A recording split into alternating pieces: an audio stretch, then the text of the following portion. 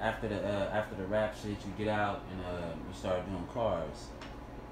Yeah, actually, I've been doing cars all my life, so it was just something I wanted to do anyway.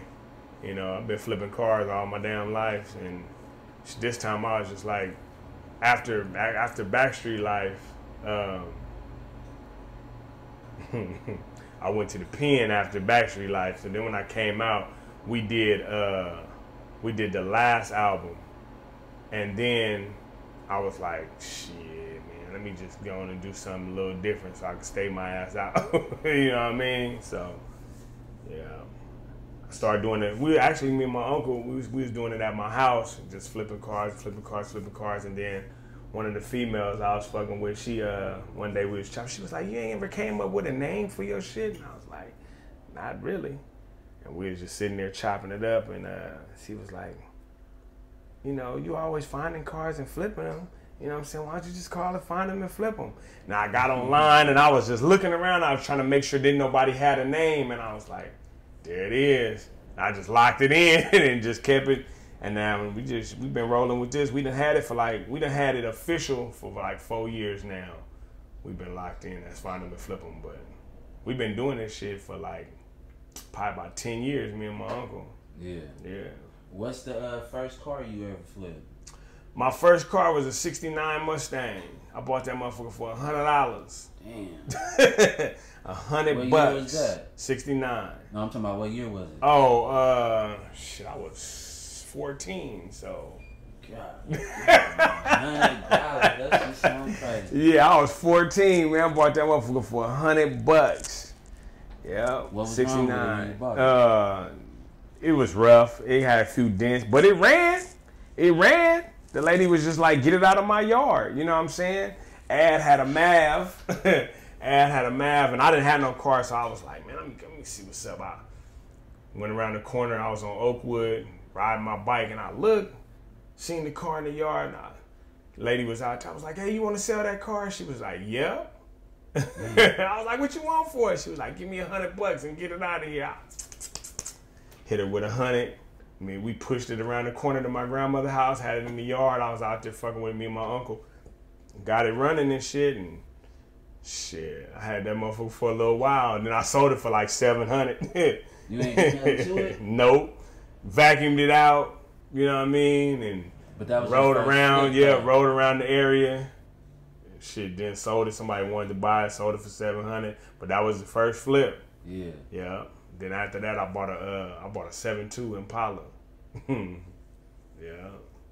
What'd you do to that? Shit, painted it. Took the motor out myself. Had my OG partner Tank come over there. He was messing with me. Yeah, helping me with a little bit. You know, showing me a little bit of something. You know what I mean? Then my grandmother was like, "Get this big ass car out of my yard." I had to get rid of that. Then I ended up buying a '68 Chevelle. Had Tank help me with that. Put some rallies on it. How old was you around that time? This all 15. So this was from 14, 15, 16. So you was 15 taking motors out and shit? Yeah. Man, we was just messing with cars. I just like cars, man. Cause all while I was a youngster, like my uncle Charles, he always had lowriders. So every time Charles would go to jail, I always get my ass beat for getting caught in this car. I'm in there in the garage hitting the switches. My grandmother come out, man, what is you doing? You know what I mean? So I always just been in the cars, just messing with cars. You know what I mean? They always bought me shit when I was a youngster, race tracks and model cars and regular cars, Hot Wheels, all that shit. So just been in the cars. What's the what would you say the best car or like your favorite car that you flipped so far? 69 Camaro. 69 Camaro. Z28 Camaro, yep. I named it Miss Liz after my mama. Yeah. I still got it. It's in the garage. It's in my storage. When you got it, how did it look? It wasn't that bad. It was in pieces. It didn't have no front end on it. They gave me all the parts and it had no fenders, no hood, no doors, no trunk, none of that shit. But they gave me everything, no motor, it wasn't running. And I just bought it, man, and I went through the whole car. Went through the whole car, suspension, Disc brakes, everything, motor, tranny, all new, you know what I'm saying, all new body parts, got it painted, interior done, and shit, I just put it up. I pull it out every now and then. Yeah, I still got that thing. So when you finding these cars, like, where do you find them at? Everywhere, man. Shit, we be online, buying shit out of state, getting it shipped in, driving around, word of mouth. Everybody know we looking for stuff, so people be hitting me, hey man, I just seen what you would do for sale. You interested? I'm like, check that out. Send me some pictures or whatnot. But that's the whole thing. Just find them and flip them. Go find the car, flip it, sell it. You know, we ain't really open to the public. Like, you can't bring your car for us to flip it. We ain't finna do all that. But we will find some cars, all 60s, 70s era. We will find a car, flip it, and sell it. So if I had like 50 G's and I was like, I need you to find me a 67 or a 69 Chevelle or something, you can go get that for Absolutely. Me? Absolutely. Yeah. That's exactly what we'll do. You know what I mean? Yeah. So you what's like the dream car, like the Eleanor, you know what I'm saying? That 69 Mero was like one of my dream cars. So since I got it, it's over with. And then my other dream car was a convertible Chevelle, and I just bought one. So I'm gonna see what I'm gonna do to it, man. I got it. I ain't even figured out. I don't know what I'm gonna do. I ain't even got the car yet. The shipper called me. They ain't even bring it to me yet. So when it get here, I'm gonna look it over, and then I'm gonna figure out what I'm gonna do to it. But them was my two dream cars anyway. It was a convertible Chevelle. It could have been from 68 to 72. It didn't even matter. And then the 69 Camaro. Them was you know.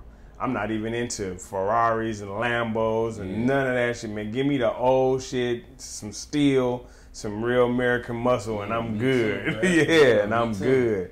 You know, I'll take me an old car and make it an everyday driver, and I'm good.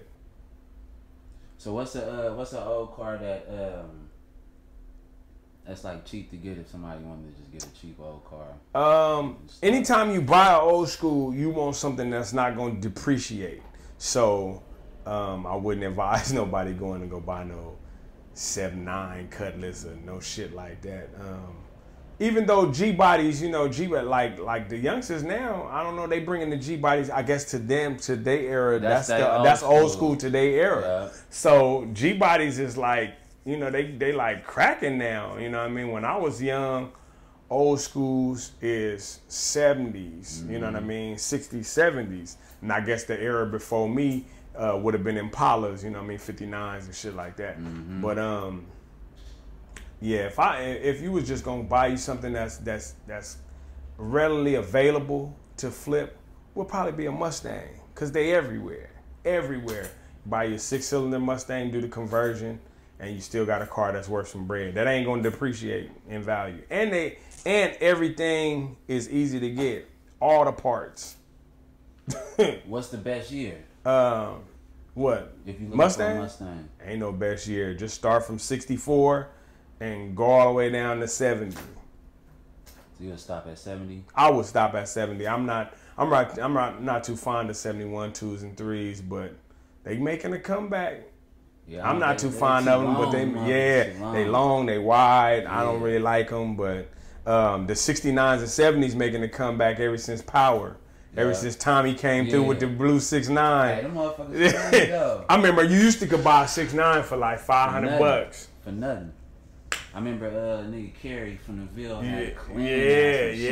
Shit. Now 6.9, you could get a raggedy one. I mean, you get pretty much a shell. Might be running 88 G's, 8,500, 7,500. You like, damn. I used to get them for a G, 2 G's. Not no more. All of those cars, all of those 60s, 70s era cars, the prices ain't doing nothing but going up. They not going down, ever. So if you got one and you can hold on to it, hold on to it. If you got one and you just, you know, you get it for a good price and you want to use it to level up, use it to level up. Shit, because, you know, you're always going to get some money for it. It's always going to be somebody out there that's into that, or that remember they dad, or like a youngster might remember, you know, they dad had one, or you know what I'm saying, or even the older dudes would be like, man, I used to drive one of them when I was in high school. You know what I mean? They want to get it again. So, yeah. I keep all kind of shit, man. So do you see yourself being like Jay Leno, or do you got a price? Nah, I don't know, man. I just, really, this shit is just for fun. It's just fun to me. You know what I mean? It's cool to have a little business and whatnot, but at the end of the day, it's more fun than anything. You know what I mean? So I get excited just buying the car and just flipping it. Yeah. Shit. So what you saying is it's a price somebody can cash you out for the Mero?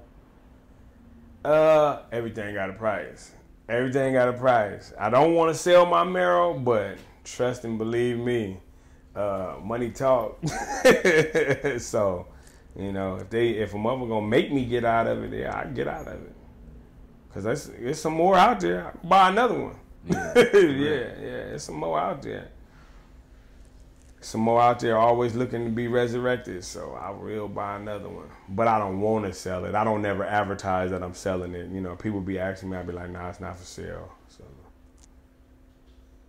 that's what's up, man. Well, I appreciate you taking the time out to sit down and talk to me, man. It's all good, man. I appreciate it, you know. Shout out to my boy Sean T, man. Get gone.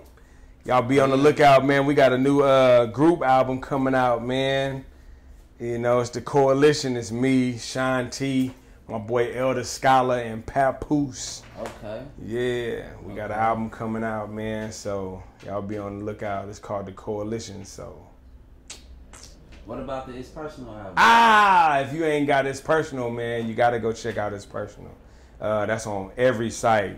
Tidal, YouTube Music, iMusic, everything. It's on everything. What was it like getting back in the studio to record that? Now that was fun. That was fun. I had no intentions on doing the album, but everybody from my area been asking me, and I didn't do that album to try to get rich or none of that. I did that album for East Palo Alto. I did that album for my people, so they could get another project from me, and so they could hear what type of music I like now. Because if you listen to It's Personal, you'll find, you know, it got a couple mob songs on there, but everything is smooth. It's kind of neo-soul based. It's some grown folk music, period.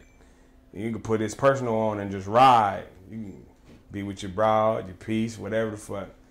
Put It's Personal on and just ride. Yeah, so. All right, man. I appreciate you. It's all good.